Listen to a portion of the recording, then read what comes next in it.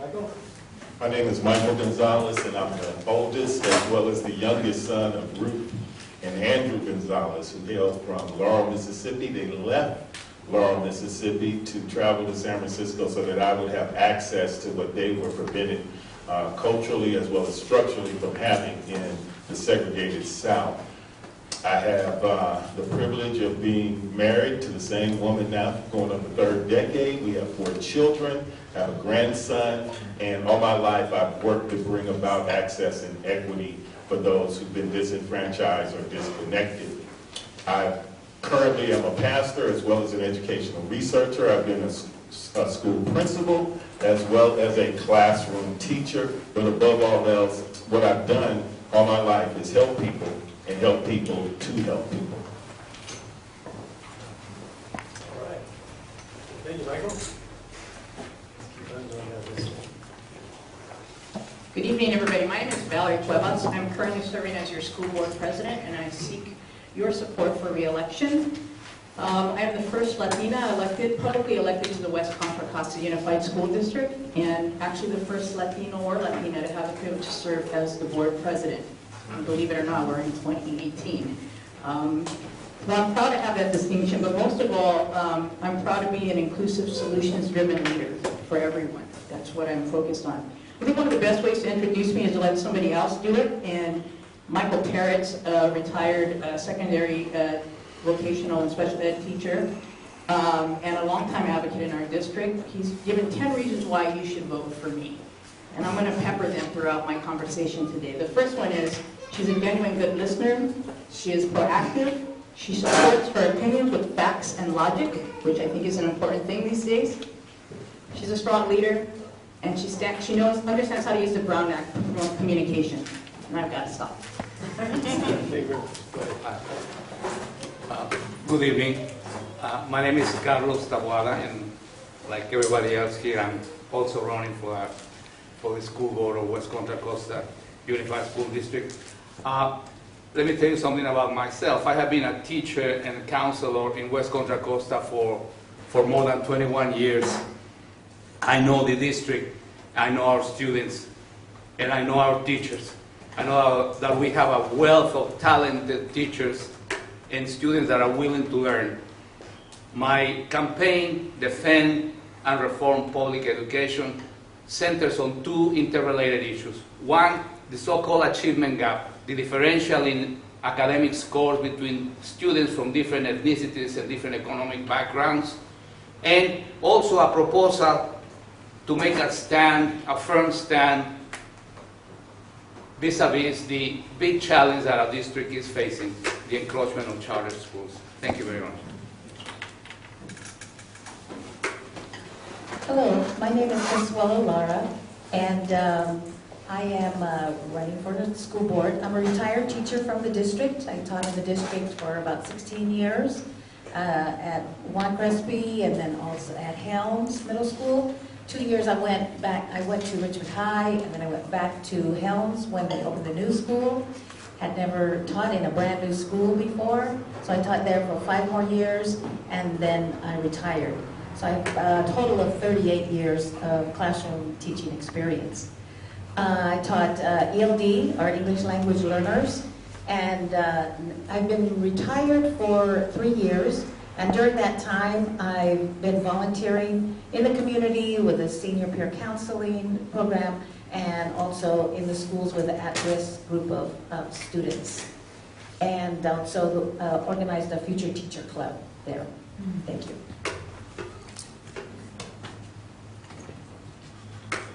Good evening.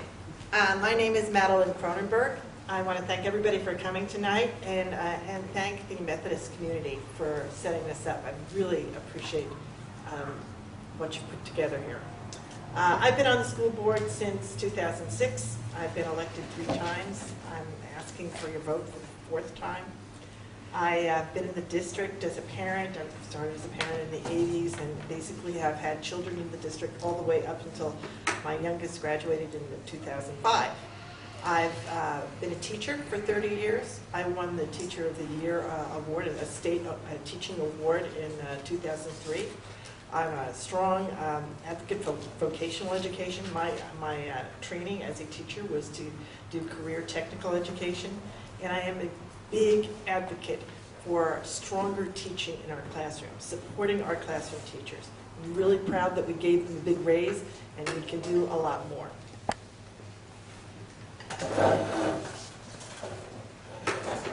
Good evening, my name is Anthony Gatto, and I'm a proud product of public schools. Growing up in Los Angeles, I lived the achievement gap.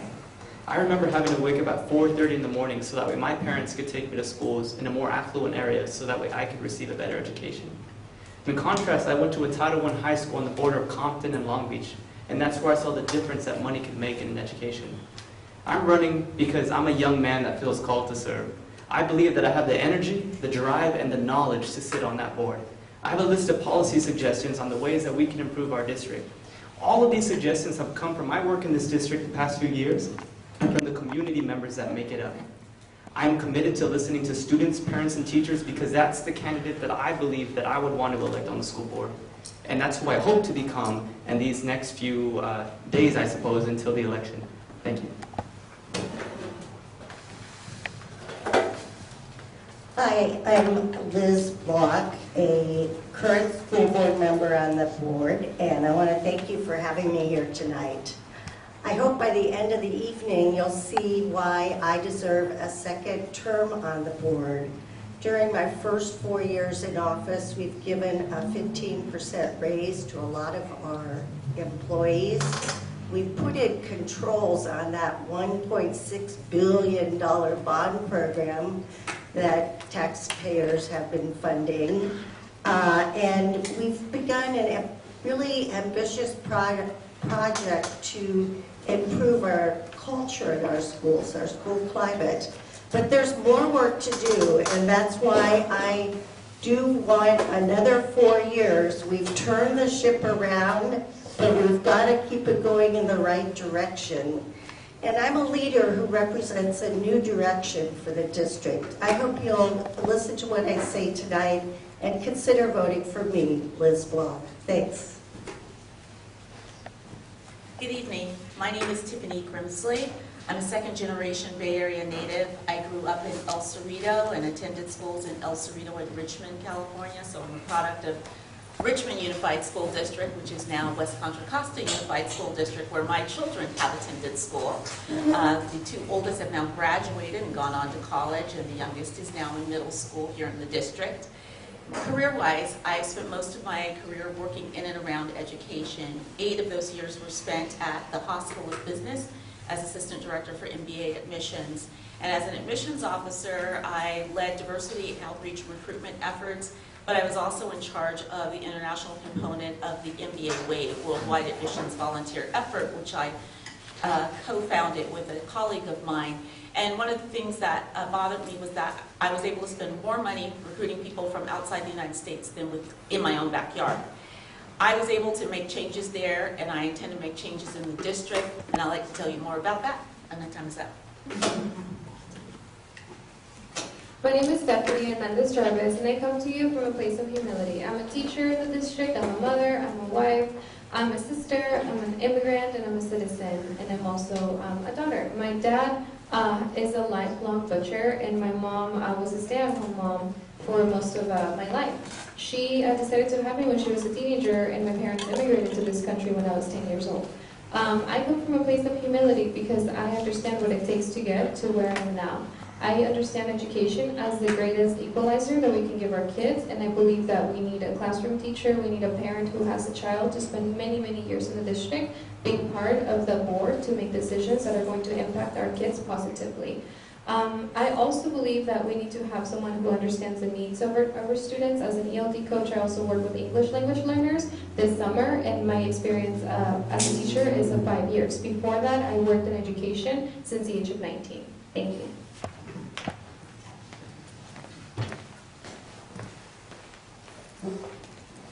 Good evening. My name is Vanessa Calloway, and I am a third-generation Richmond resident. I graduated from Kennedy High School.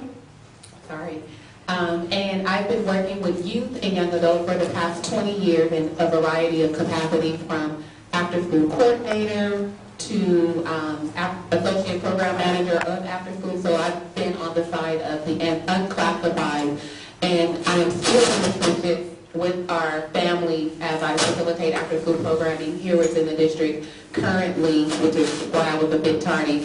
And so I believe that I can help give the voice to our parents, and I want to see us level the playing field for education, a quality education for all our families, regardless of economic status and regardless of what school that they attend. I believe in a pro-quality education. So I believe all our kids, all our families deserve a high-quality education. Thank you. All right, thank you all for your opening statements. Now we get down to the nitty-gritty. So, this is question number 1. You won't all have to answer it at once. We're going to answer one at a time. That way we can all hear it. But I'm going to give it to you all at once. The first question. What do you see as the top 3 priorities for West Contra Costa Unified School District? Okay. And let's start down at this end this time.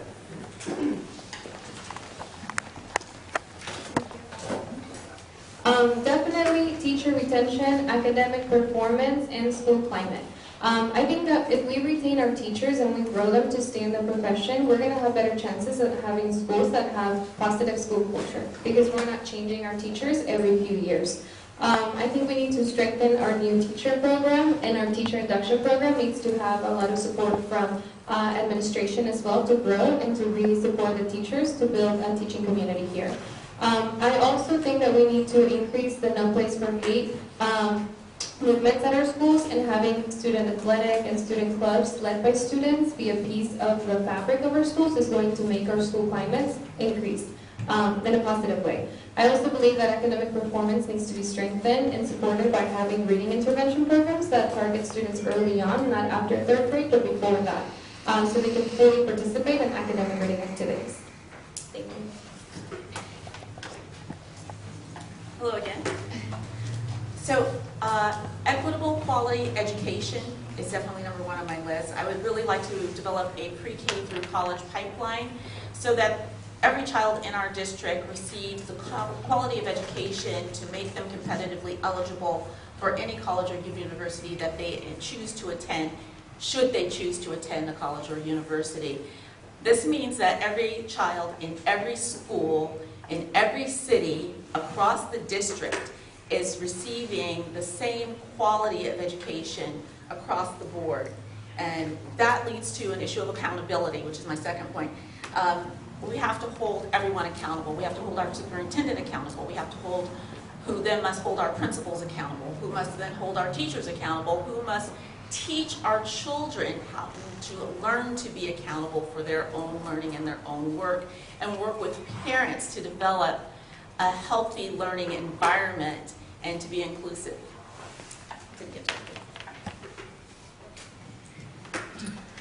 My 3 priorities are to improve academics, improve our school climate or culture, and improve teaching and learning. I think we can all agree that improving academics for all our students in the district is a priority. Currently, we have a critical need for improvement at all levels. Right now, only 26% are African American and Latino students qualify to go to a UC or a state CSU after they graduate from high school. That's unacceptable. Second, we need to improve our culture. We have to stop shaming and marginalizing and isolating students who have problems that lead them to act out. We have to stop suspending students in 1st grade. We have to find more ways to support our students and identify their needs, be they academic or emotional. And I get so worked up on this, I didn't even look at the clock. My apologies. My top 3 priorities have come from the priorities of some of the parents I've been talking to. So first, we need higher supports and services for our students and teachers. We need to ensure that teachers have the tools they need to get the job done. And at the same time, we need to provide the right interventions for students to make sure that they're not falling behind, but that they're pushing ahead. Second, we need to improve our community engagement and outreach. Parents and community members need to know what's going on and when it's going on so that we can do our part to ensuring all of our students succeed. And finally, we need to ensure that all of our students are college and career ready. You know, just teaching them English, math, and science, that's not enough anymore. We need to ensure that we're giving them the right life skills that they need to ensure that they're successful and productive adults in today's world. So those are the top 3 priorities. Services and supports for students and teachers, improving community engagement and outreach, and ensuring that all of our students are college and career ready. Thank you. Thank you. My first priority is student achievement. And I think the most important thing we can do is to invest in our teachers and grow our own teachers so we're not bringing teachers in from other countries and other states. So I want us to start our own academy, education academy, where we support and create our own pipeline for students to become the teachers in our own schools. The second thing is the achievement gap. I believe we really need to expand our community schools with wraparound services for the school sites that have are impacted by trauma and all of the issues around poverty. You can do that if you increase community schools. We've started, we need to do more. The third is safety and security, but it's every type of safety, emotional safety as well as physical safety. We need to invest in trauma-informed teaching to support our teachers to be able to understand what safety looks like in the classroom.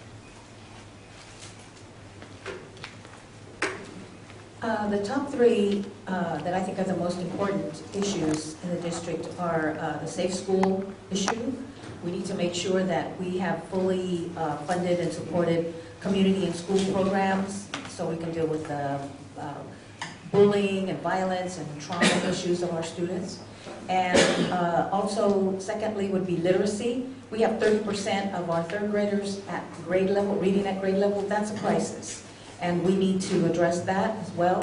And then students being job ready. I think students need to be able to graduate and get a job the day after they graduate. So we need to be training our students for the future, for their jobs. Mark Desagnier said that our students can expect to have 6 careers in their lifetime. And we need to make sure that we are training them for at least 1 or more of those jobs. Thank you. Well, I happen to think that we are not headed in the right direction. I think that if we do not change direction, we're going to get exactly where we're going. So I would say my first priority would be stop. Let's take a moment and reassess, reevaluate our educational objectives. Let's see exactly where we're going and if we're doing it right. My second objective would be to put all my attention on student achievement. And for that, I would push to the limit the full service community school as the one solution. But this full service community school must be teacher and student centered. Otherwise, it will not go beyond the paper where we write it down. And my third and final suggestion would be to do a financial analysis to assess the financial impact of the charter school industry on our campus. Thank you. Could you repeat the question again? Everyone's done. Okay. The question is, what do you see as the top 3 priorities for West Contra Costa Unified School District? Great. So when I first ran 4 years ago, I ran on ensure our students read at grade level, send more dollars to our school sites, recruit, support, and keep our great teachers. And I'm running on that again, because those are the most important things that matter to me. When I think about what is it that is the priority, I think it's us. It's our ability to remember what it was like to be a child and what you needed as a child. We needed the supports to help us learn and grow, strong teachers. We needed resources sent to our classrooms and our school sites. So we had all the extra supports the extracurricular activities, the sports. And we needed great teachers in the classroom. And I think our biggest priority is we as adults have to remember and get in touch what it was like to be a kid. Because there's 30,000 kids in our district right now, and they need those things. And I have a track record of proving that that's what's going to drive me and continue to work for in the next 4 years. Thank you. Hope with improper strategies is wishful thinking. I agree with Carlos that we have to pump the brakes. We have a roadmap for 2022, the instructional plan of this district, that literally indicates that we're going to start reading intervention in either the 6th or 9th grade. Well, most students decide to drop out in the 3rd grade, and they actually do it in the 9th. So number one thing we have to do is re-examine in a collective way our current instructional plan and ensure that our strategies line up with our goals. Who can disagree with anything that's been said thus far? But we have to have the proper strategies. Secondly, we do have to grow our own teachers. And our teachers, as we grow them, have to be able to work with one another, to learn from one another, and work in a more structured, collaborative fashion. And then the third thing is Richmond has a variety of groups and people that can support the schools that are not being utilized to their full extent. Thank you. I agree with Mr. Gonzalez. I also feel that we should close the achievement gap by using universal preschool, LCFF funding, community schools, supportive after-school programs, RTI, restorative justice, cultural competence, and implicit bias training for our classroom personnel. Our students need teachers that look and reflect them, that can relate to the issues that they're actually dealing with. We have to focus on the whole child and not just the educational portion of the child, because if the whole child isn't acknowledged and recognized, then the education falls to the wayside. Relationships need to be built, and we need to build those solid relationships with their families and the community at large. And so teacher retention is also a great priority as well, but we also need to equip our teachers with tools that they can utilize in the variety of students that they have in their classrooms, and safety of the whole child, social and emotional. Thank you. Well, thank you very much. We've finished round one. Now we're up to round two. Second question. Over the past 5 years, what has been your involvement with the students, staff, and administration of West Contra Costa Unified School District? And we'll start with this end. My current involvement, as I mentioned briefly earlier, I am currently a resident service coordinator for Monterey Pines and Cypress Pines apartment complex, which I facilitate a variety of different services through partnerships with nonprofit organizations.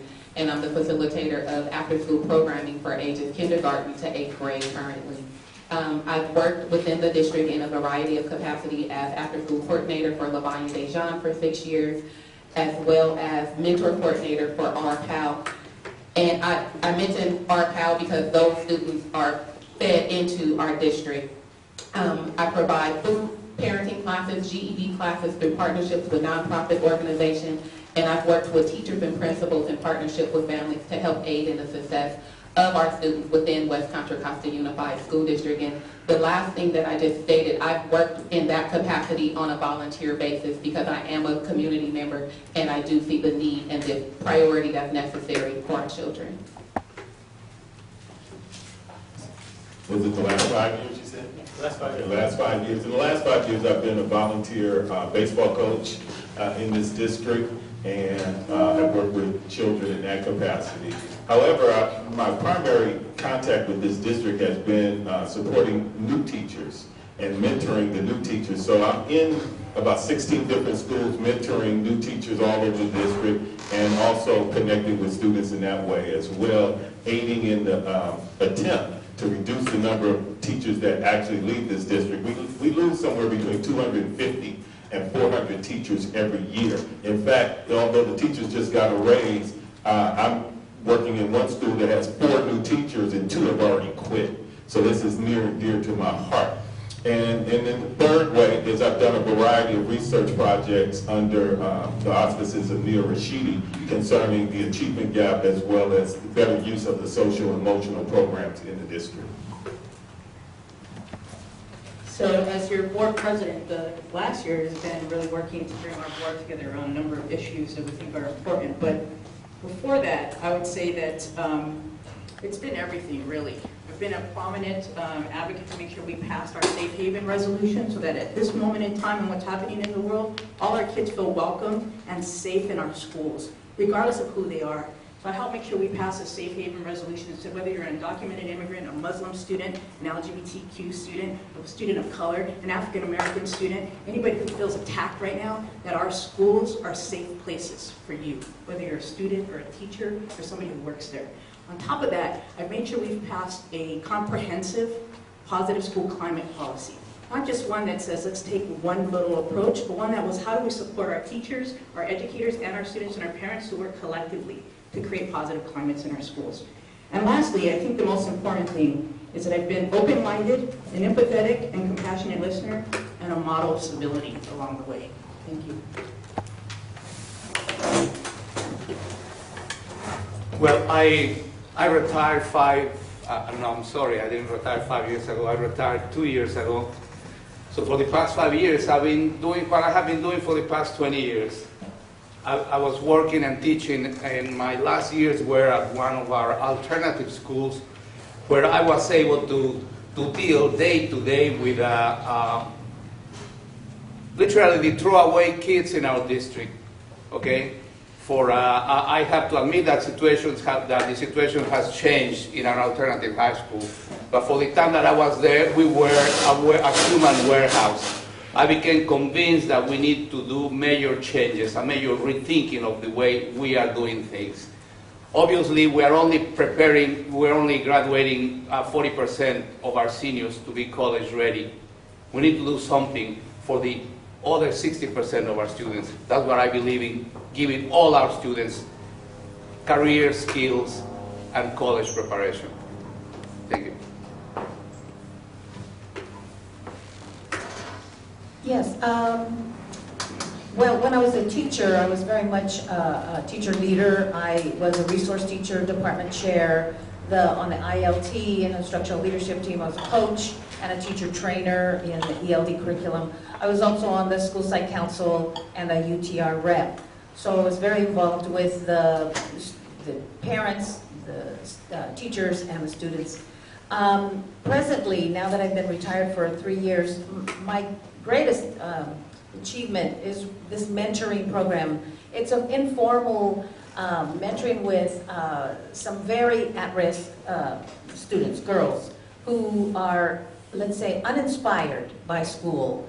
And we've seen a big turnaround. We're starting our 3rd year with these girls. We've been taking them on trips. We brought in speakers as role models.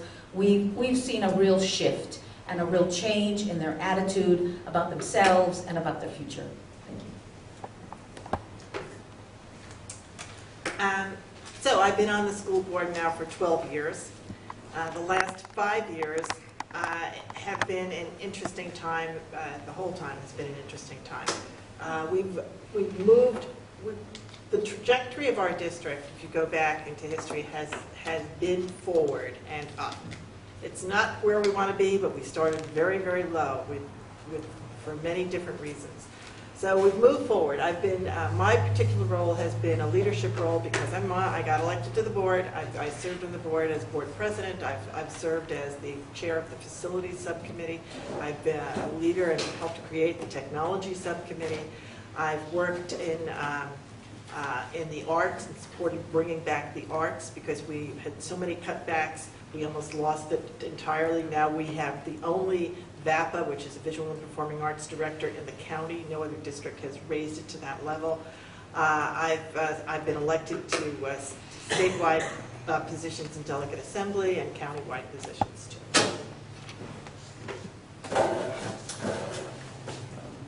I believe a good representative knows the system and knows the people. As for the system, for the past few years, I've attended almost every school board meeting. I've even attended school board meetings outside of the district just to compare what other districts are doing to what we're doing here. Likewise, I've attended school site council meetings at multiple school sites within and without our district. I was a part of the process that led to the district's positive school climate resolution, and I worked with the district on the campaign to retain and train high-quality teachers. As for knowing the people, I've been very active in the community. I partner with many organizations and community members on many different projects, such as the Rice Center, Healthy Richmond, Safe Return Project, and right now I'm currently working with Contra Costa College. For those of you who remember March for Our Lives, I was one of the main organizers.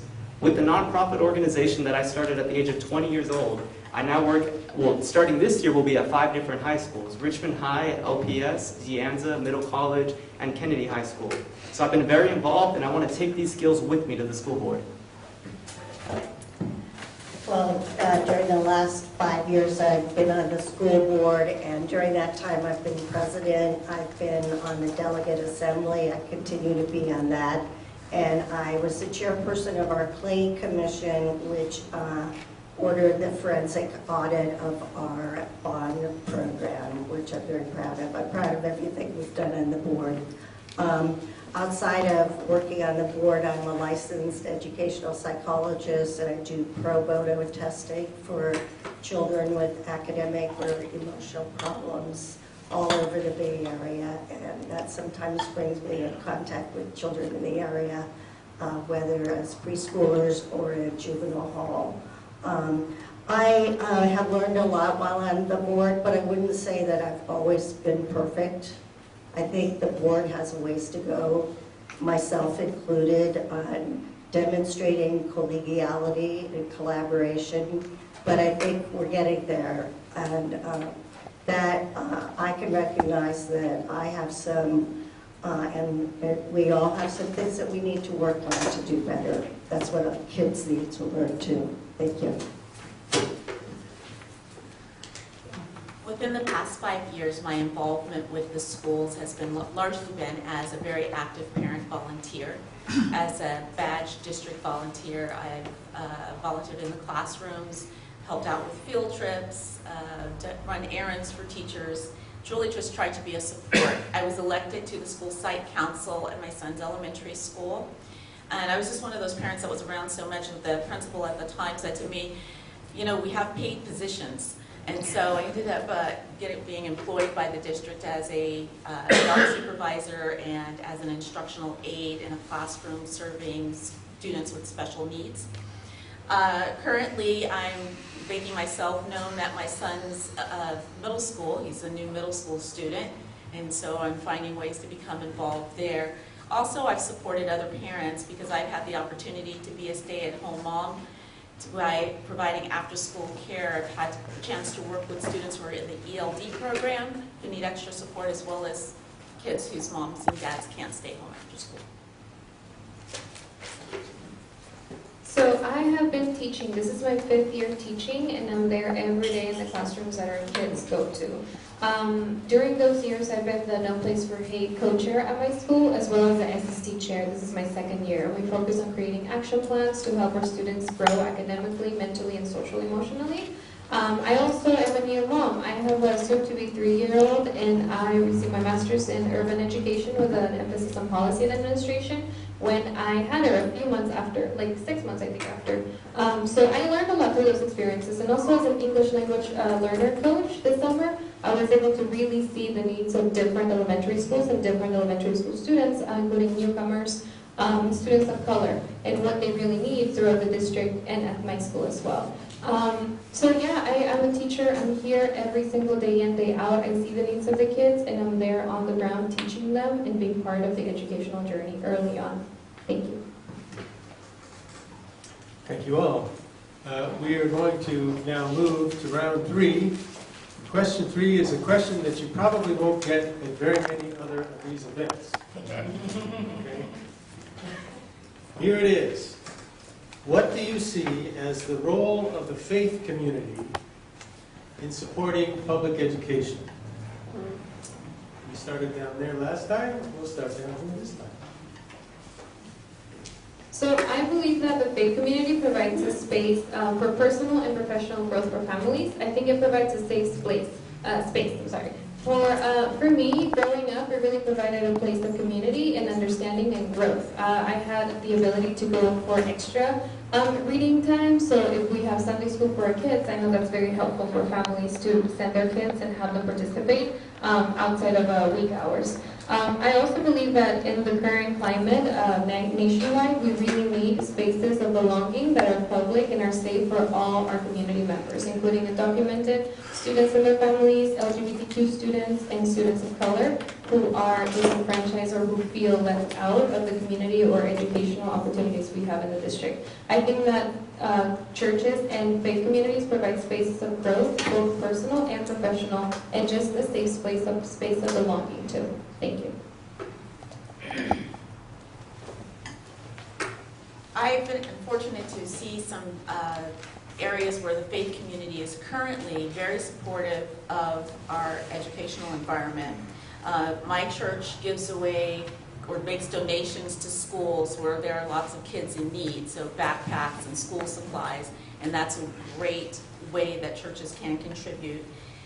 Also, there's a church near me that has after school and summer childcare, so that's another great way that churches can be an active part. But more than that, I think just building into our total community, I really want to see us work together as community partners and provide support for our students, our teachers, and everyone that's a part of the community. I'd really like to bring our church families into our town hall meetings, along with teachers and students and families and small group forums, so we can communicate and provide support in that way. Well, we share a lot of goals because we're trying to improve the lives of people, be they youth or adults. And personally, I think we don't use the faith community enough.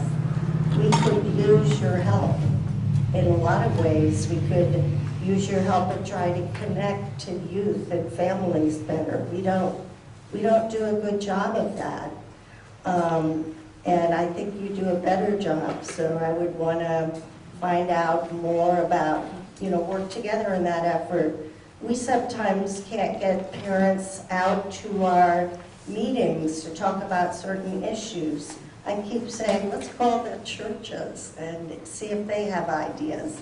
Let's have the meetings at churches. I think the opportunities are, unlimited. For what we could do together. And I think that we would start finding out by talking. Talking would lead to something really good. To echo what Ms. Block was saying, we need you. We need the faith community. When I was in high school, I would volunteer at my church 5 days a week, and I saw the power that the church and the faith can provide a community, the power and supports that it could provide. Right now with my organization, Citizens Power Network, we go to churches to register people to vote because this is where people show up. This is the gathering place. This is one of the pillars of the community. The same way the school district needs you to help facilitate some of this information. Barrier Rescue Mission had a backpack giveaway for students, and they needed help with outreach. The churches are where I went when I started handing out these flyers to inform people of this great opportunity for our students. So we need to strengthen our partnership as community organizations between the district and the church to ensure that we're really reaching our parents, our students, and our community members in every way that we can. Right now, the school district isn't doing the best job of it, so we need you to help us get there. This is a really good question. So there's two different levels. The first one is the one-on-one, person-to-person interaction. And what we really need from the faith community is a commitment to become volunteers in our schools. Each school has different needs, and there's a place for everyone who would like to serve individually and connect with students. But beyond that, there's the macro level that faith communities look at. The fact of the matter is that the state of California doesn't take care of its children very well. And the way the faith community can address that is to really make people understand it's a question of faith to vote. to look at the issues that are out there, the issues around funding for our school system, the issues around how we go about approaching supporting children in California, and vote. Educate yourself and vote, and make that part of what you do as a person of faith. Yes, I think I would agree with a lot of what was said. Mentoring is very important, the one-on-one contact. A lot of our students need positive role models. They need someone that they know cares. And I told my girls, I settled here. I'm not going anywhere. I'm going to watch you walk the stage. You're not going to quit, you know.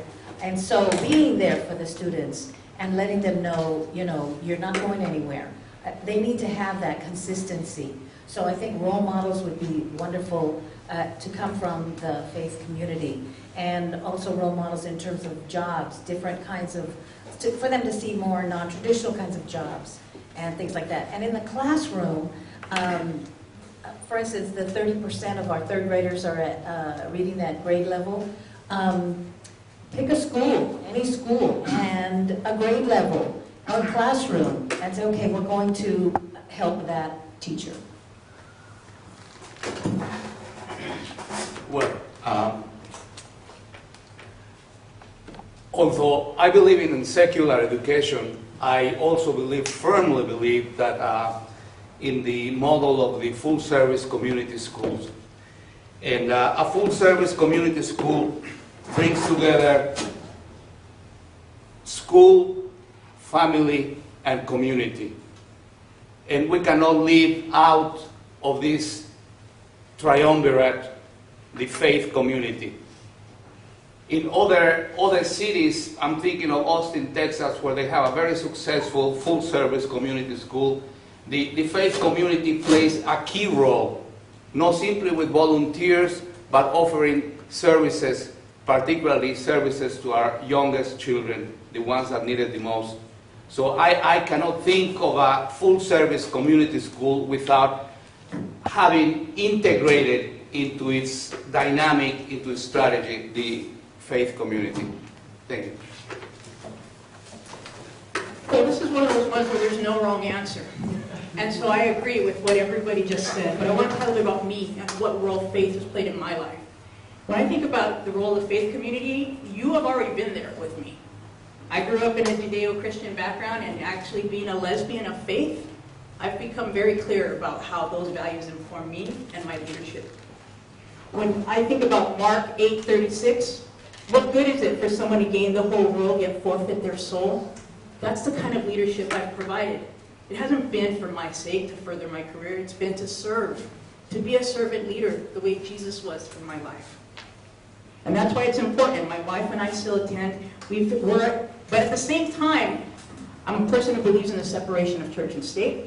I'm somebody who understands what the role of non-secretarian support is, and understanding that those interfaith values, no matter who you are, need to be respected and valued, and that's what can inform our schools.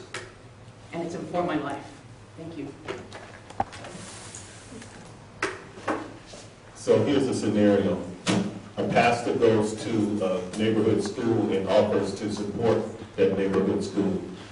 And the principal says, I'll get back to you. And get back to you turns into from 1 week to a month to 6 weeks to never.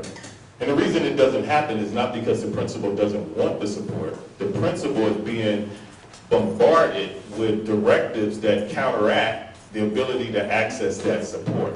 The reality is we need a high-level plan, a policy that establishes schools that are on life support, that need the resources of the faith community, where there can be an adoption process that brings together families of churches with specific schools that are on life support, and they need whatever resources that faith community can provide, and that would be established through a collaborative process.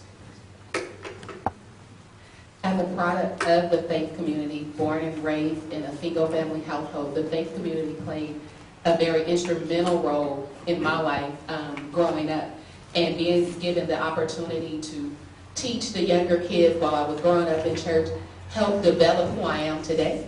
And so as the former evangelism outreach coach for Praise Fellowship Bible Church, one of the things that we have done, we've adopted schools. So last year we adopted Speech, Lavanya Dejan, and Kennedy. And it wasn't just for the students, but it was for the teachers as well. So we would bring supplies, we brought shoes for students, and just interaction. And one of the things I believe that the faith community with role is to build strong, effective relationships through consistency.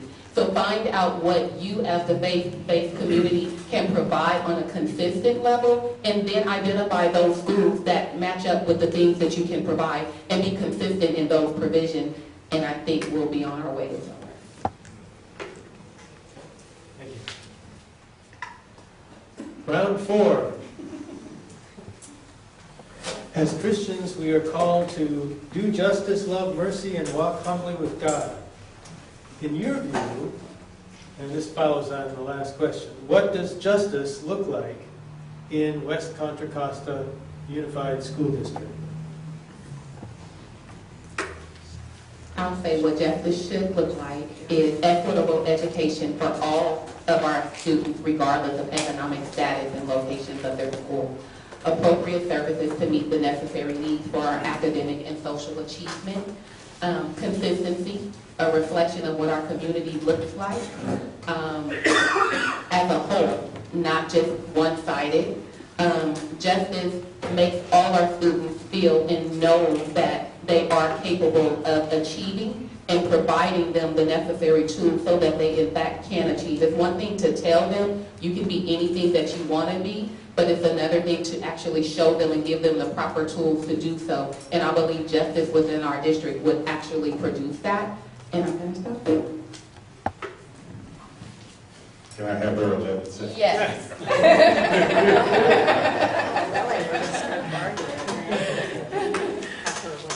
The Bible tells us that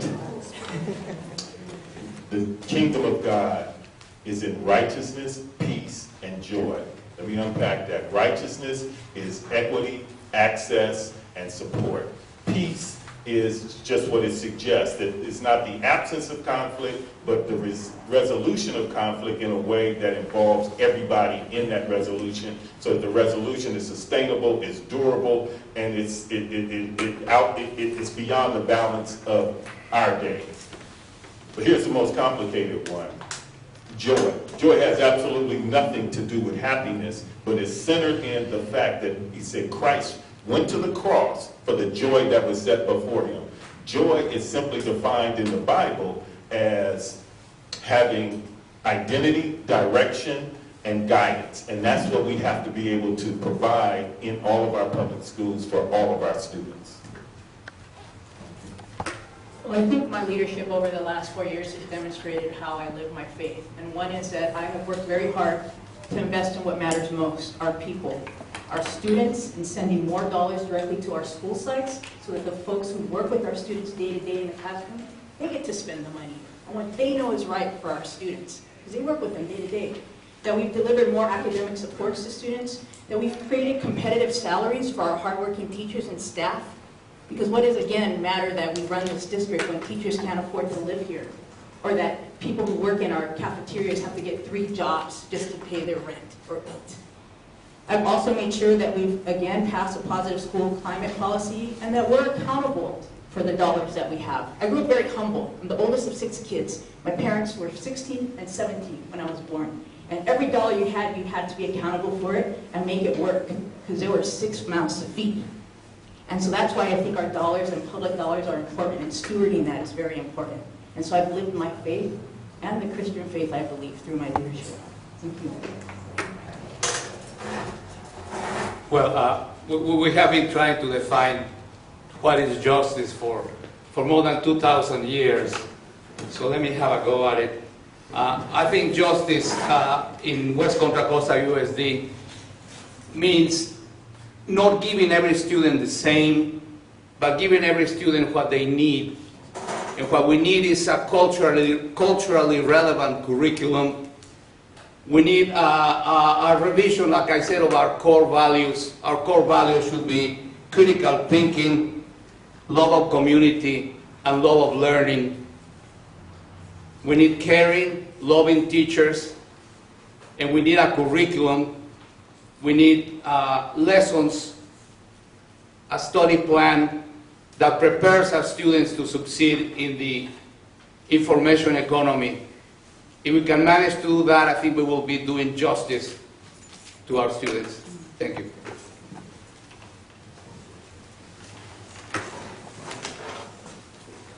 Okay, justice.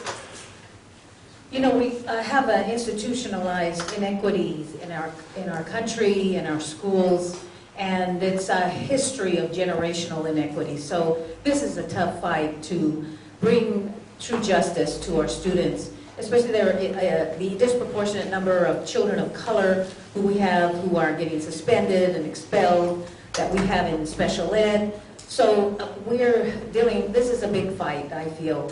And one of the things is that we need to be able to have the resources to continue to help all of our students towards equity. And something that's the most unjust is the corporations and unscrupulous opportunists who come to, also known as lawyers, come to our district and drain much of our funds. So we can't help those students who are of most need. Thank you. So what does justice look like? It looks like undoing years of institutional racism that left us with a really inequitable system. So justice looks like addressing that and putting resources into the communities and the families that have had them drained from them because of the system that had been created. What we need to do, what justice looks like, is to give additional training to address the insecurities. We have a whole set of 21st century insecurities, right? Our homeless have housing insecurities. Our families don't have, we have 1,000 children who are homeless, who are actually counted as homeless. That wasn't true before. That's housing insecurity. We have food insecurity. We have families that we pay, our school district feeds the families. They get breakfast, lunch, and dinner. There are children in many households who get that from the school system. That's justice, but it needs to be addressed very differently, and it needs to be sourced differently.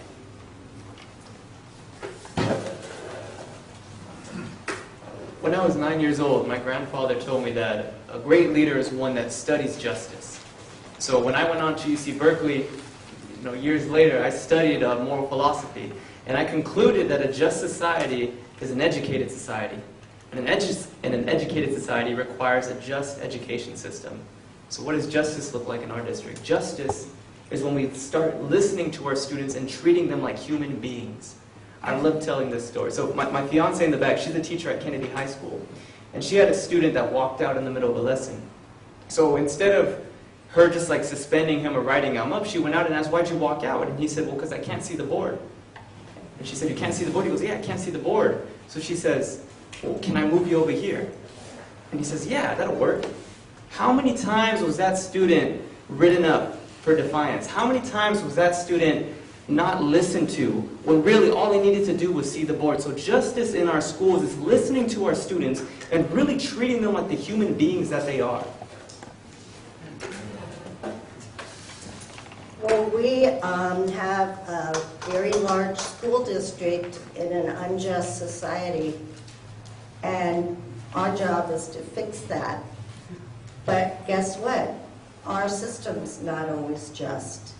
Is it fair that more of the El Cerrito schools got rebuilt before the, what we would call inner city schools? Is it fair that teachers who've been working here longer can make transfer to some schools in the El Cerrito Hills and bump other teachers? Is it fair that we have punishment that mirrors the justice system and just prepares a lot of our students to go right into the criminal justice system? None of those things are fair. None are right. We have to make huge changes, but honest conversations are the only way to begin. We have to be honest.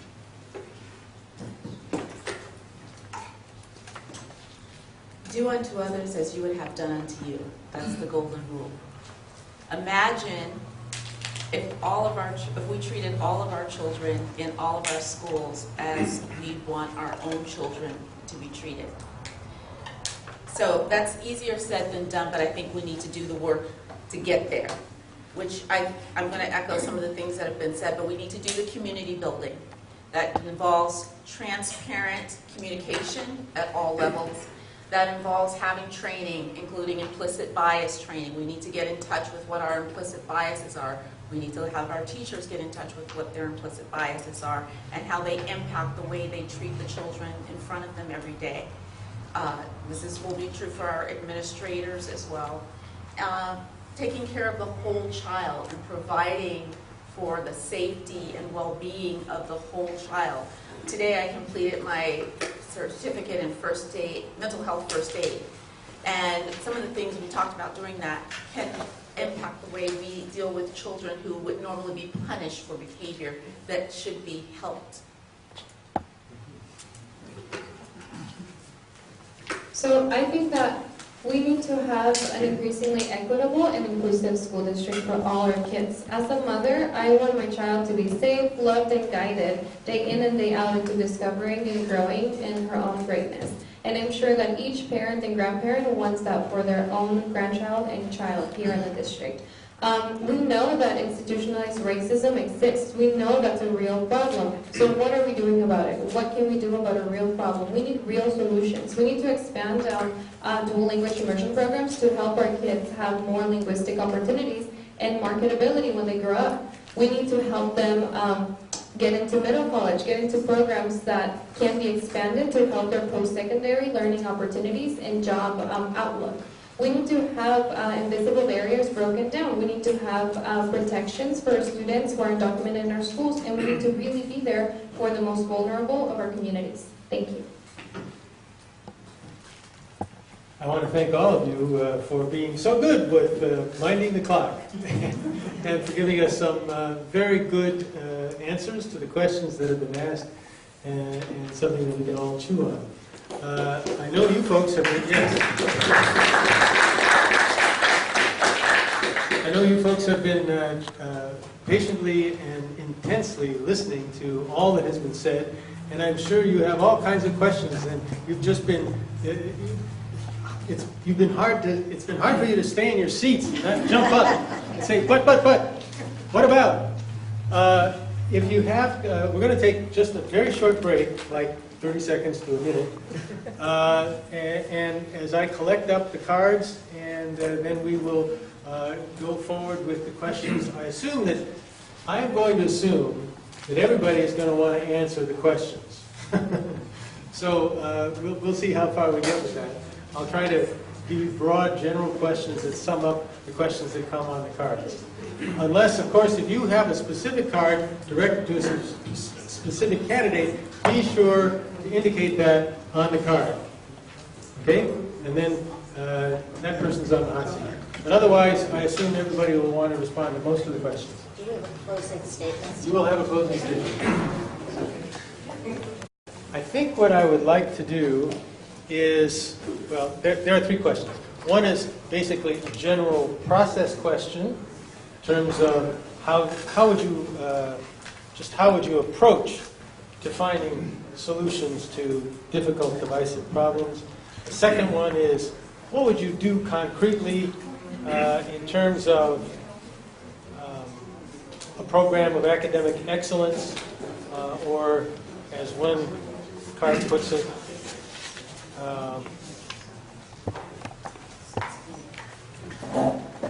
what can you specifically and concretely do to remedy the inequities, the achievement gap? Specifically and concretely to remedy the achievement gap. And then the third question is, what do you think of charter schools? And then a tag on that, well, the tag on all of this that won't take more than 2 seconds is, in what city do you reside? So you can start with that, and then let's focus on the charter school question first. Okay? And everybody gets a minute. So the stance on And charter where, schools. what school do you live in? I mean, what school? What city do you live in? I live in Pinot. So the charter school question has come up a lot because it is a reality that we have in our district, that we have charter schools that operate and serve a lot of our students. So I think that for me specifically as a parent, I do appreciate having a wide variety of choices, whether it is public, traditional public school, charter school, private school, or religious school. I think that you need to have choices as a parent. As a teacher, I also value the ways that we teach our students in our own schools, and I think we need to strengthen our own schools to have that be the place where parents want to send their kids. I think we have great dual immersion programs in our schools, and we also have programs that focus on advancing the college readiness of our students, and I think we need to focus on expanding those programs before opening more charter schools. I think we need to improve the way that we serve our kids in our own neighborhood schools at the moment. Thank you. I currently live in Hercules, to answer the first question. Charter schools. So since I've been on this journey of running for a school board, I've had a lot of conversations around charter schools. But just this week, I had a couple of text communications, one with a teacher and one with a parent. The teacher in a public school that my son used to attend spoke on behalf of other teachers who are strongly against charter schools. And they talked about resources being taken away from public schools and impacting the lives of teachers specifically and their ability to do their jobs well. The other text communication with a parent was from a parent who has children in a charter school that she loves and that her children love. And so it becomes this challenge, this real life challenge of these individual people in these programs. I'm a public school person, I'm a product of public schools. I'm a parent of public school children. I love our public schools. I'd like to see our public schools reach the point where people don't have to choose. They look at public schools and they go, I want my child there. I've lived at El Cerrito for 40 years. And well, I'll begin this question by saying that I have worked in public schools my entire life as a school psychologist, special education administrator, and a principal. I'm in favor of parents having choices about where they send their children to school, be it homeschooling, private school, dual immersion school, magnet school, parochial school, or charter school. We have students in our district who use all these options. And I do believe that parents know best what type of school is best for their kids. There's controversy about charters because they do take money away from the district. So we need to improve our district schools, so those are the schools our parents choose. And I'm sorry, I'm out of time. So to answer the first part of the question, I went from being a Richmond renter in the Iron Triangle to being a Richmond homeowner in Coronado. At the age of 21, I'm now a homeowner. Now back to the tougher question. So my campaign slogan is leading through empathy. And I firmly believe that when parents and grandparents send their students to charter schools, it's because they want what's best for their child. So that's why as a school board member, being on the governing board of the district schools, I feel that that means that my job is to improve our district schools so that way parents who remain in our district schools feel that they're also receiving the greatest education that they can receive. And that's what I feel I want to do. So every single time I see a charter petition, I see it as a sign that we're failing. It means that every parent that signs that petition feels that at some point, one way or another, we failed their child. And I don't want to see that happen anymore. I want to see our district schools improving to the point where all of the parents want to go to our district schools. Thank you. That's out of time. Okay, I live in El Cerrito. And what I think of charter schools. Charter schools were originally developed to be incubators of great new ideas for teachers who were in public schools because they take public money. They're funded by taxpayers. The way the system has evolved is they now reached the point where, because of how they get their money and the fact that the charter school law is written in a way that we have very limited ways to turn down a charter school, if we get any more charter schools into our district, we're going to have to start cutting back on all the good things we're trying to give our children. We're going to have to do things that we could ultimately go into bankruptcy again. I was here when we went into it, because we have too many charter schools. The charter school law is broken. It must be fixed. We must be able to count economic impact on our district as a reason to not approve a charter school.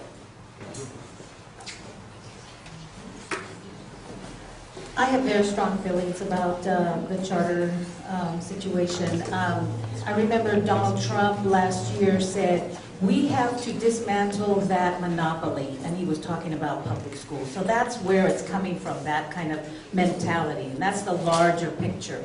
And so the privatization, just like privatization of the prisons, the privatization of the schools makes money for people who already have money, and they learn how to make money off of public schools and public funds. I think local school boards have to have the final power to deny charter petitions and renewals and no appeals. And that we have 14 already. I would not approve another charter, and because how much choice do you need? You got 14 charter schools already in this district. Thank you.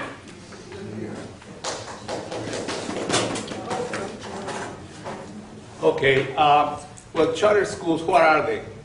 They are publicly funded but privately managed. They are not public schools. And we are not in competition with charter schools. Okay, you know anything about competition, the entities that are competing are on equal footing with one another. That's not the relationship between our public school system and charter schools. Okay? They represent a financial hemorrhage. That's why I suggested earlier one of my top priorities will be a study to examine the financial impact of charter schools in our district. Okay? They are a cancer, and they are eating away our resources. Thank you very much. So I've been very clear from the moment I first ran that I am against for-profit entities, for-profit public schools, for-profit higher education institutions, for-profit prisons, all those things. I'm against vouchers, absolutely disagree with any of that, because it is a dismantling of what was instrumental in my life, public education. But I do want to say that I've told you about my faith tradition, and I know I have a motto. Even Jesus went and sat with the tax collector, and Jesus went and sat with people that other people said, you're not supposed to talk to them. And that's one of the reasons why I don't say I hate charter schools. But I want to look at it, what are the problems behind it? Because I agree, it's a failure that somebody feels we've missed. We haven't provided opportunity, so they go seek it somewhere else.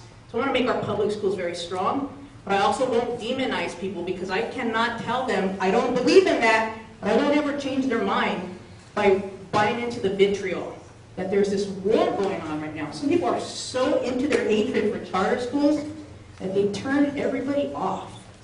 And I want to find solutions. And I want people to be against charter schools, but not because I've yelled at their face.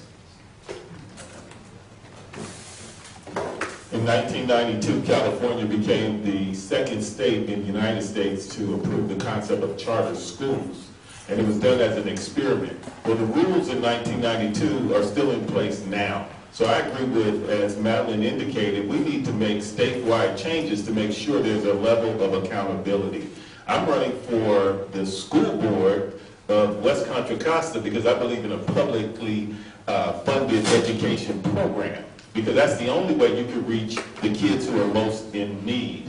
What's interesting, to just give you an idea of why there could be such resentment to charter schools, think about this idea. In addition to being for-profit, the law currently states the district has to find them space. So therefore, you have a new charter school with first graders or maybe even kindergartners that's operating in a middle school.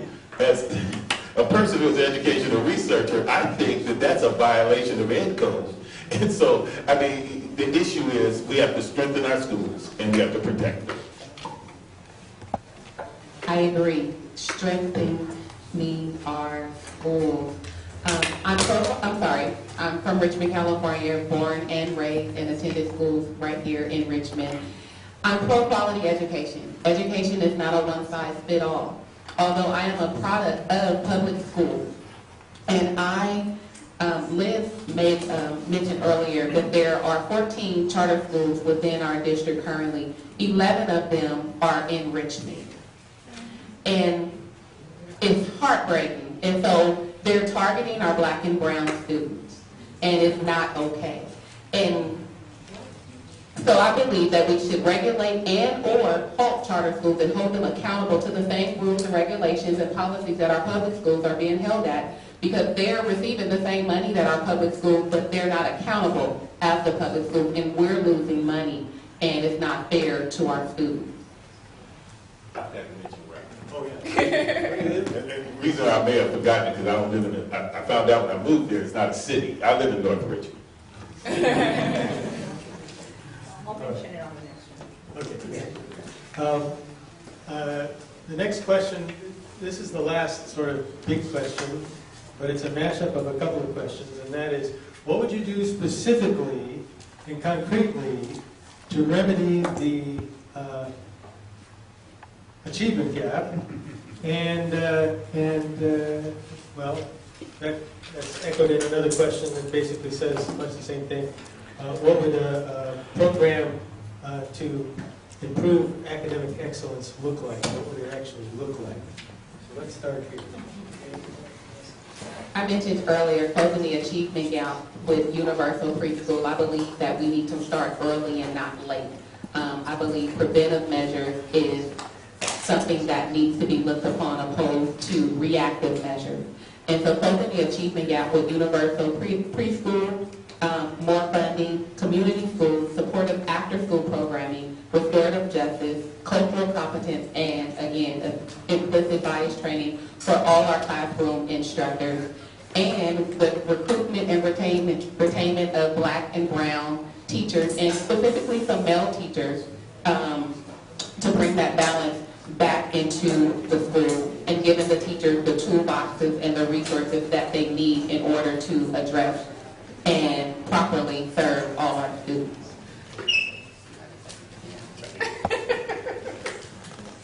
For 14 years, I worked for the California Department of Education through 3 county offices, Contra, Costa, Solano, and Napa County offices of ed. And that's literally what I did in over 25 school districts, as well as over 125 schools, is put in place plans that close the achievement gap. It's verifiable, it's on the CDE website. In 100% of the cases, the plans that I led the development of closed achievement gap and raised achievement for all students. It wasn't because I'm so smart, it was because there are literally tools that you can use that actually diagnose what's wrong with your system and then lay out a 2-year plan to remedy it. And it has worked in over 96% of the cases in California and in a similar number throughout the United States. That's what we need to do in this district, is we need a diagnosis of what's wrong. So I absolutely believe we know what's wrong. What's wrong is that we don't believe that each one of us has innate brilliance and possibility, and that if we nurture it, it will rise to the top. And because we don't all believe that, which to me is a sickness, I'll say, for some people, because they just don't believe that. I believe that of everybody. When I run this campaign, it's about for kids, all kids can succeed. But we need to organize our schools in a way that live that value.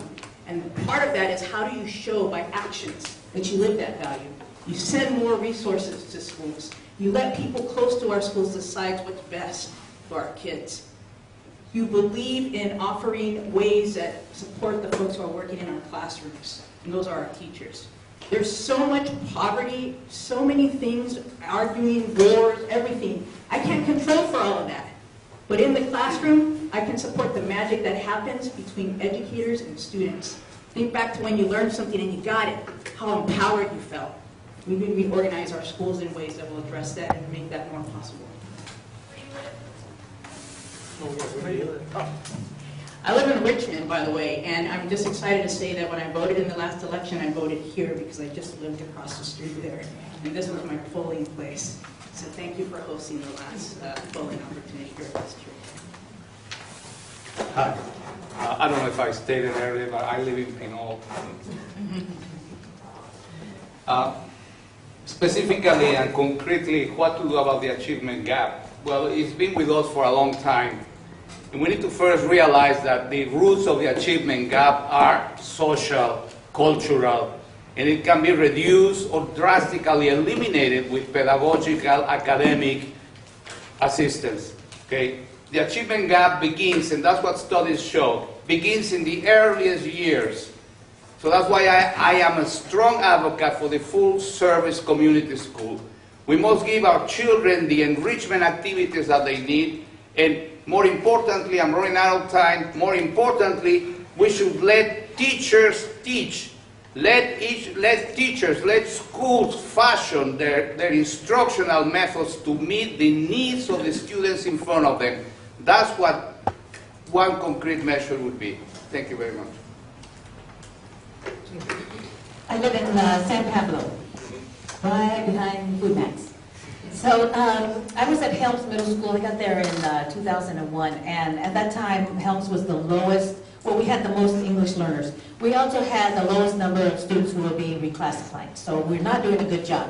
Over the course of 4 years, we became the highest in the district to have students be reclassified out of ELD. How did we do it? Here is what we did. We had resources because we were low performing and a lot of poverty, so we had these extra resources.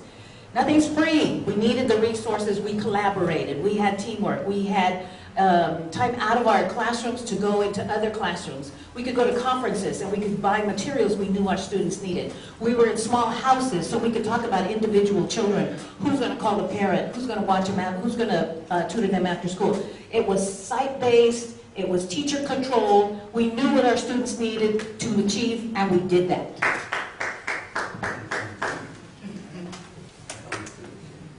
The achievement gap. The achievement gap is not as much of an achievement gap as an opportunity gap, because we know all of our children can succeed, but they don't have the same set of opportunities, and they don't have the same set of resources. That's really what everyone has talked about. We need to be concrete in making sure that the resources are sent to the school sites to allow those sites to do more. What Consuelo is saying is that the reason they were able to make the turnaround and raise those scores of that school is because they were given additional resources to do it, and they were given the ability and the respect to develop the resources and the style of strategies that will work for the teachers at that school right then. That's what we have to do. If we infuse resources and give the teachers, the site, the ability to make the choices, they can turn it around. In case I run out of time, what I think the 3 things that we need to close the achievement gap are universal preschools, early childhood intervention programs, and paying our teachers to run after-school programs and tutoring. So the first one, universal preschools.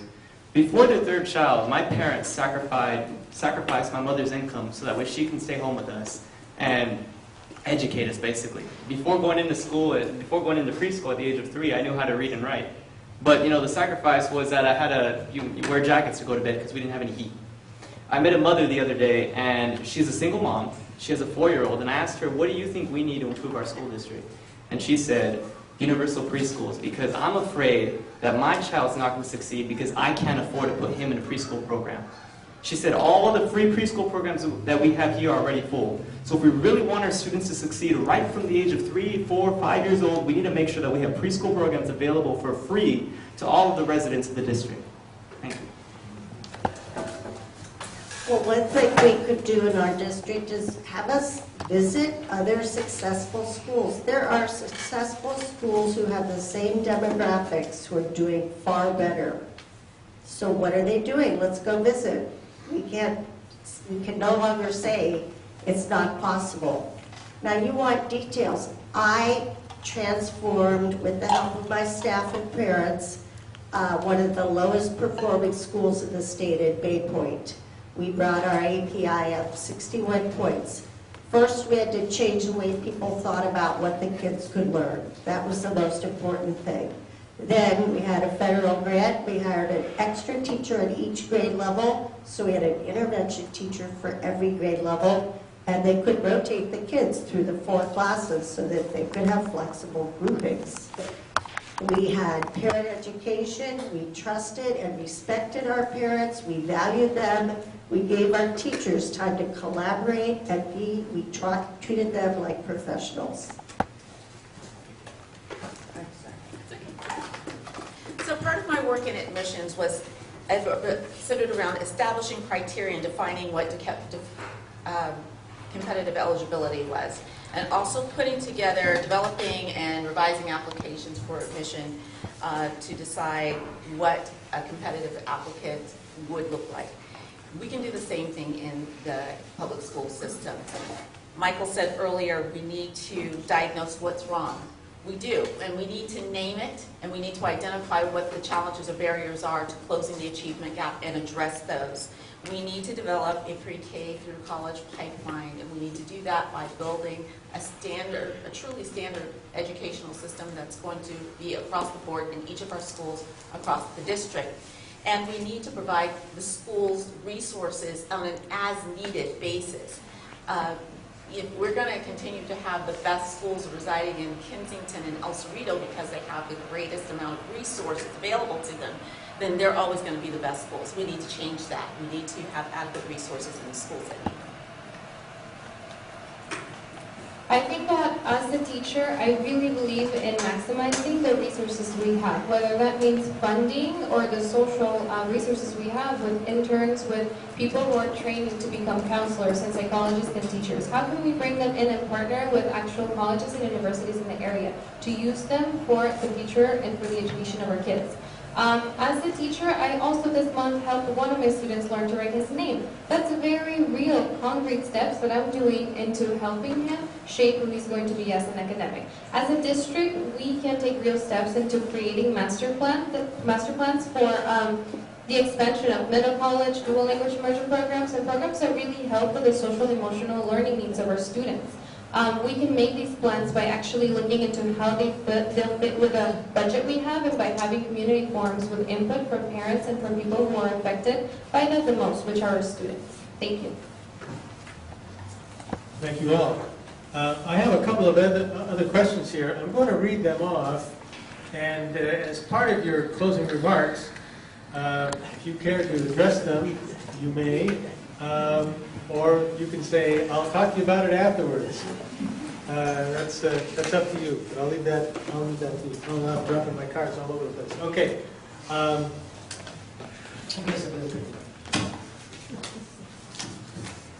Okay, here are the 3 questions. I think I know what your answers will be for at least this one. Do parents have the right to make school choices for their kids, yes or no? Second question, explain your knowledge of the police resource officer. And third question, which is one that I think you've mostly been addressing, maybe not in specifics directly, but certainly. If elected, what or how will you collaborate with the district to concretely implement program improvement, monitor LCAP expenditures to reflect academic achievement? I think that's kind of what you've all been talking about here for the last 20 minutes. But, and you'll probably be saying that in your closing remarks anyway. But you can also address the other 2 if you like. So let's start at this end. Stephanie? So this includes my closing statement. Yes, all right? Okay, so I do believe in parent choice. I believe parents want the best for their kids. I also believe in improving our schools so that they're the top choice. Our community schools that we have here in Richmond and Sorrento, Pinot, Hercules, El Cerrito, San Pablo, all the areas here in West Contra, Costa Unified. The second question was? Resource officer. So I believe that we need to have So SROs or police officers on campus, I think that they're seen differently by different communities. And I think that we need to really have a survey that shows data on what they're actually doing that's beneficial to our students. We need to see what the impact is to make sure that we are spending the funds into those, having those personnel on campus, and see if our kids actually want them to be out there as well.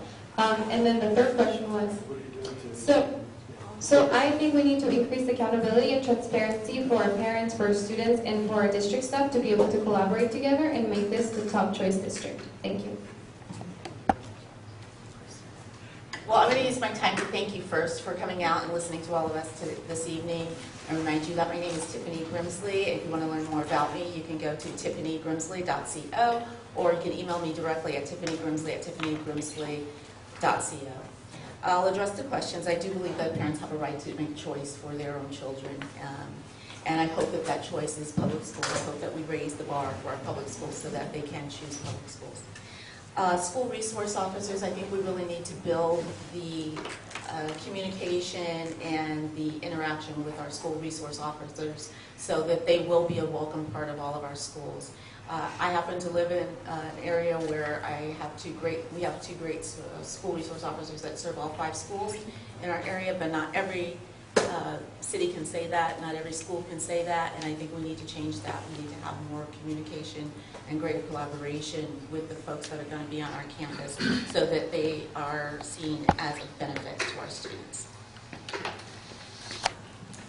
Well, really quickly on the school resource officers, we have a lot of work to do. We have to go to the communities and talk with people about their perceptions, what's working, what's not working. And then if we are going to have them, we need to train them to follow certain kinds of procedures when they're dealing with school matters. But I'm going to use my time in the way I thought I would, yeah. So it's clear that all the candidates here really care about students and want to improve our schools. But I want to remind you that I'm unique in the group because I've worked 35 years in public education as a school psychologist, a special education administrator, and a principal. I came on the board specifically to improve academic outcomes and school climate, and that is what we are doing. I don't think it's a time to make big changes on the board, and I'm asking you to please vote for me. Give me another 4 years on the board. Thank you. I'll try to answer the questions quickly. So do I believe in parent school choice? Yes.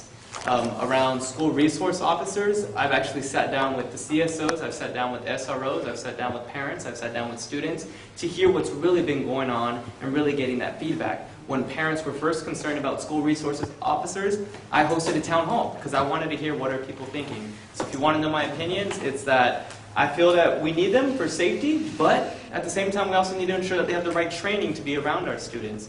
What was the third question? Well, you could come to me after about the third question. Thank you.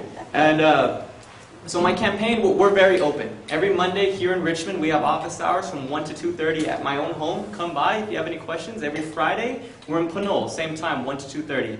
Every day I'm door-to-door knocking. Every weekend, I'm also door-to-door knocking.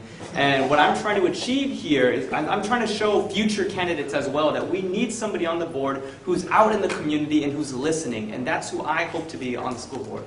Thank you. Thank you. Thank you once again to everybody here. Thank you to all my colleagues who are running. And thank you to the Methodist organization. Here's your answers. Parents have a right to make choice. It's the law. I don't have to believe it. It's the law. SROs, we need SROs. We need our SROs to be able to be responsive to the needs and to be part of the communities at each site. And that really is the direction we're going in with our SROs today. The other question had to do with monitoring LCAP expenditures, and I think that's important, and we are doing it, and we can always do it better. Finally, I'm Madeline Cronenberg. I'm a 30-year classroom teacher. I've been a 12-year board member. I'm proud of all the work that I've done on the board for all these years. I humbly ask for your vote, and you can learn more about me at madelincronenberg.com. Yes, I'm Consuelo Lara, and I have 38 years of experience. I think I got you. More roles. But one of the issues the biggest issue is it has to do with poverty. 70% of our population of our district qualify for free and reduced lunch. Lunches. And so I don't know if you know what that means, but a family of 4 qualifies if they make less than $46,000 a year. So that would be $3,800 a month. Half of that will go for your rent, and then we are suffering from poverty, and our students are. I come from a family of 11. We were on AFDC, welfare, so this is something that's personal to me. I want to know what we're doing for our homeless. I want to look into what we're doing for our foster children. Our food program, is it enough? And again, how do we break this cycle of poverty? We train the students so they can get a job right after graduation. Thank you. Well, again, thank you very much to the church for this event, very encouraging. First, let me tell you something. I am old enough to have lived through the struggle against racially segregated schools. And I don't recall anyone saying, oh, but wait a minute, there's some good segregated schools, okay? They are good, they have some really good programs. Well, I happen to think that the issue with charter schools is the same. Our basic institutions are in play. We're about to lose democracy in this very, very important decision that every family has to make. Where do I send my child for 6-7 hours a day? Well, let's send them to a democratically run school, not to some Wall Street invention to sack our resources. I hope to count with you vote this November. Thank you very much. So again, my name is Valerie Cuevas. I've had the privilege to serve you as your board president this year, and as a school board member, I ask for your vote for re-election. You get 3 choices. Please, I humbly ask that you make me one of your choices. I think I've demonstrated that it's not just about having good ideas, but also being able to demonstrate that you have the ability to implement them, and you have the ability to work with folks. I'm proud with the fact that maybe folks didn't know much about me when I got elected, but this time around, the teachers union has endorsed me, the Contra Costa Young Democrats have endorsed me, Mike Parrots has endorsed me, and that's because, you know what, I come with a humble demeanor on how we approach the toughest problems.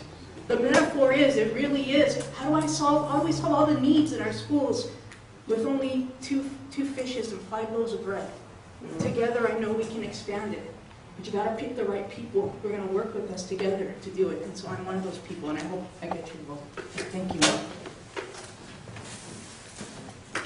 Our very good tradition. Say something I probably shouldn't say, but I feel led to say it. Do not vote for me.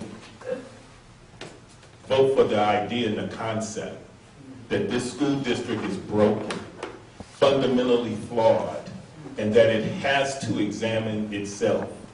In 2012, I was sent here by the state of California to diagnose what was wrong with West Contra Costa.